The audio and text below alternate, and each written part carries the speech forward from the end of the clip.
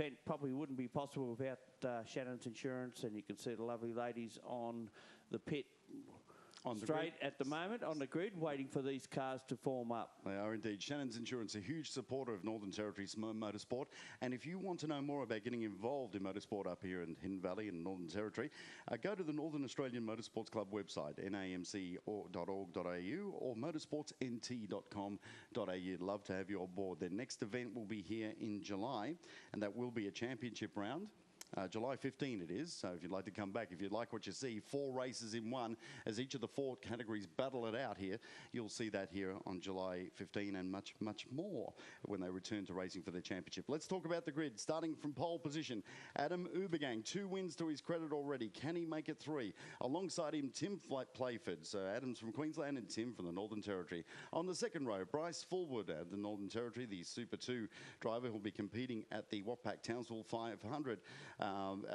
Coming up next month, and Barry Smith starting alongside him on the grid from here in the Northern Territory, always a fast driver, completing the second row. Yeah, Ross Salmon, fellow Commodore driver to Smith, will start out at P5. Peter Casado, first of the under 2 litre cars, a Queenslander who comes over to this event regularly in his escort. Kevin Stoopman, who we seen yesterday, stall on the grid, basically go from last to 7th in that little Datsun 120Y. Not much else about that is, of course, original Datsun. It's got an SR20 turbo engine in it, goes really strongly. Adam Chapman, champion, I should say, out of position 8 in the Commodore. David Ling, another of the Commodore Cup competitors. John Newman out of 10. Out of 11, Jake Burgess, followed by Carl Wienans, who we mentioned.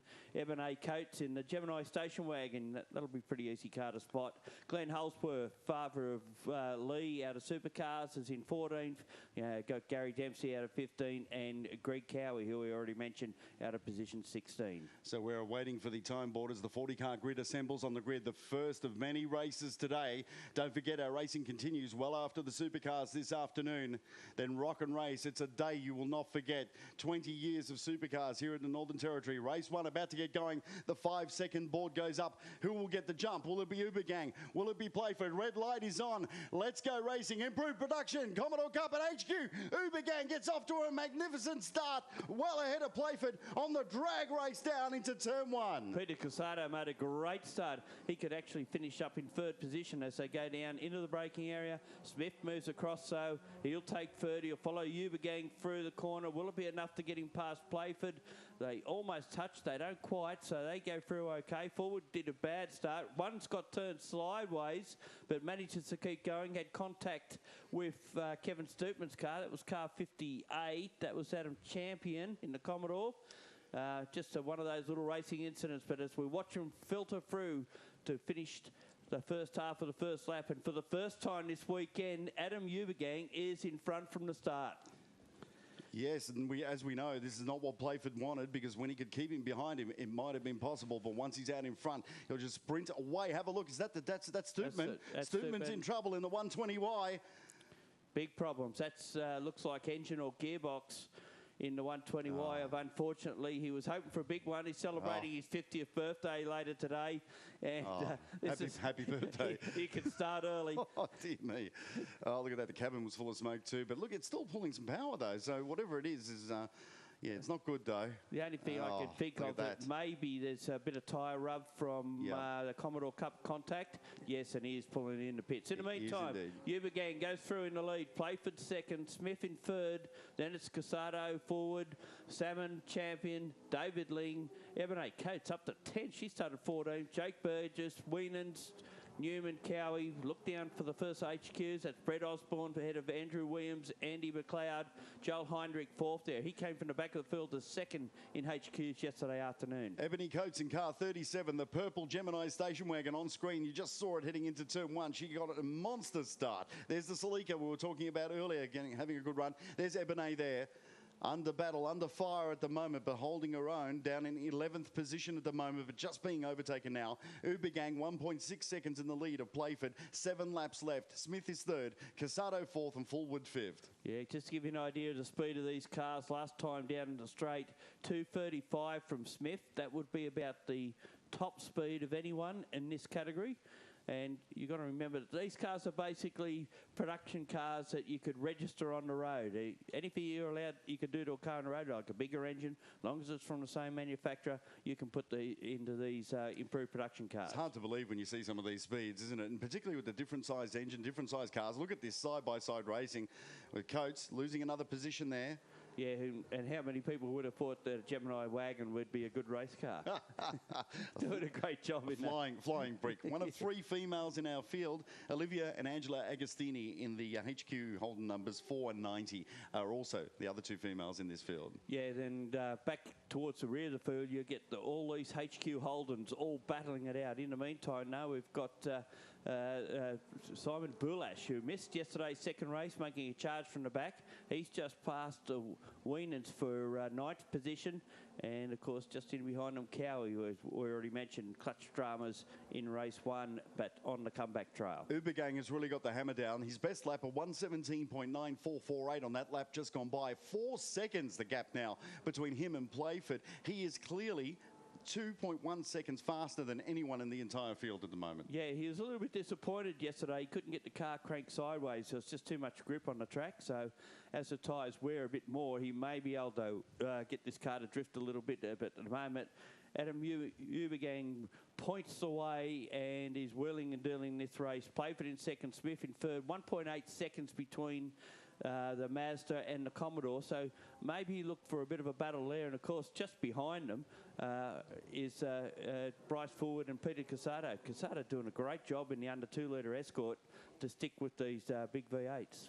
The championship leaders in the field, even though this doesn't count for points, are Barry Smith and the number 87 Darwin Automobile Care VP Commodore. And just as we speak, sorry to interrupt. There he is. Smith on cue. Off the track down at turn 1. It's the commentator's curse, isn't it? Just started to give him a plug and off he goes. There he is. Loses 2 spots out of all that. Not good. He'll drop back down to, you'd imagine, about position 5.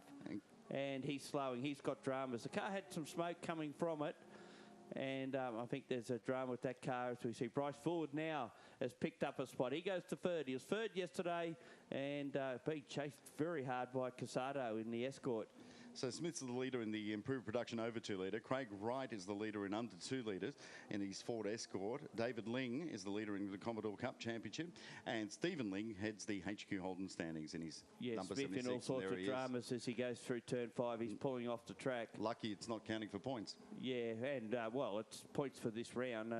There are trophies being issued after this, of course. And he was third overall in the standings. He drops well down now. And he's gone for a little drive across the paddock there. And good stuff across the infield. Pull back in at about turn 8 or something and go on with it. Now, Playford has increased his pace. His fastest lap, 1:19.5. It's still just under 2 seconds slower than Ubergang's quickest. 4.5 seconds the gap at the front, Ubergang to Playford. The top Commodore Cup driver is Bryce Fullwood. He's miles ahead of everybody else in that category, currently third overall. Second in Commodore Cup is David Ling, and third is Greg Cowie. Adam Champion is just past Ross Salmon for position. David Ling's gone past him as well, so I suspect that improved production VY Commodore has a drama that has allowed those 2 Commodore Cup cars to go through. Of course, the Salmon car, probably the most developed car, I guess, or the most up-to-date car in the territory at the moment. It runs a 6-speed with all the good Chev bits underneath. But unfortunately, there's a few dramas with the moment. Simon Bulash is the one that's really making a charge in position 7 at the moment. One would think that he could catch the 2 Commodore Cup cars in front of him, and even Casado might be on the target list before the race is over. You saw the Aussie NASCAR Tours Commodore of David Ling. He missed the motorsport here in NT. That's who we were watching there in that blue Commodore. Now some HQ battles going on. This is 97, 54 and 76 battling it out heading into turn 1. Yeah, that's Machado and Bisnowski and, of course, Stephen Ling, David's father, in the number 76 blue HQ Holden coming through there. They're having a big battle, but as we suspected, Salmon has pulled off the track in the Redco Commodore. Obviously some dramas with that, so it's not a good day to be in an improved production over 2 litre Holden Commodore. The 2 that are in the field are both in trouble and look like both out of contention, but still plenty of older Holdens doing well here, and particularly HQs as they battle it out back towards the field. The thing they've got to watch out for now is the fast cars at the head of the field coming through and trying to put a lap on them. Big shout out for Glenn Holdsworth, currently 13th overall, the father of Lee Holdsworth, the supercar driver, doing well. He lives in Queensland, but he comes here just to race, and he absolutely loves it. I only started racing quite late in age, but his sons were doing it, and he thought, I'll have a go as well. And he's doing very, very well indeed, ahead of Dempsey in 14th. At the top of the HQs is Brett Osborne, the national champion in HQ number 1, with McLeod second and Williams third. We've got them on the screen at the moment. Two Victorians having a great battle. Continuing on, I guess, from their state level stuff that they do, and Adam Hubergang just blast past a pair of them. If you ever needed a speed comparison, that gave you a pretty good idea. Yeah, actually Adam's car is not nearly as quick in a straight line as what Playford is. 224 to 232 is about 8 K's difference, but it's obvious that the black car is better through the turns, through the back of the track, from turn 1 up to turn 14. Yeah, gets through the slalom pretty quick. Have a look at him there. Look at the form. Adam Hubergang, this time with He's starting to get it cranked up. Well, he's really pushing hard, He wants to put a show on for the spectators here and show you what these little improved production cars can do. And, folks, he had a passenger on Friday. It was a Huntsman Spider that jumped out during qualifying, but he has sadly gone to heaven now. And it must have been a stroke of good luck because it's all gone forward from there, hasn't it?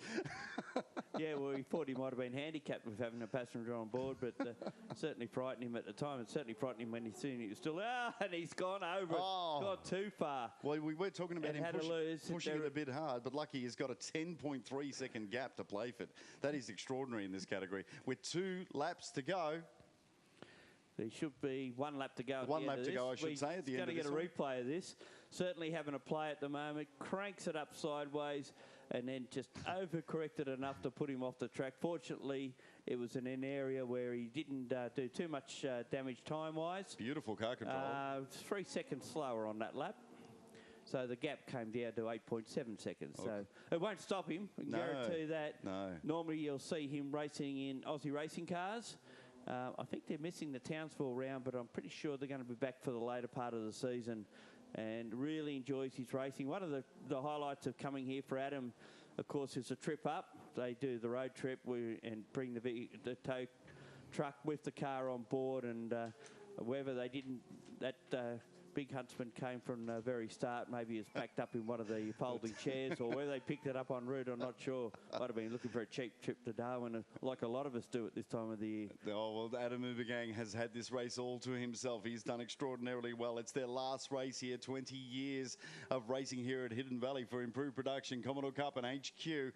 He's about to take the win. The checkered flag's about to come out. What a faultless race as we watch a drag race between Ebony Coates and Glenn Holdsworth across the line. And here he comes, Adam Hubergang down the straight. Please stand up, put your hands together for a fantastic performance in the Mazda RX-3, taking the win. Beautiful and extremely well done. Let's have a look at that gap.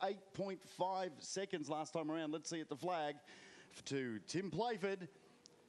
Who comes across the line second in the 808 Turbo, and Bryce Forward holds on to third spot, just ahead of Peter Casado. And, of course, the next two will be Adam Champion and Simon Bullash. We haven't seen them as yet.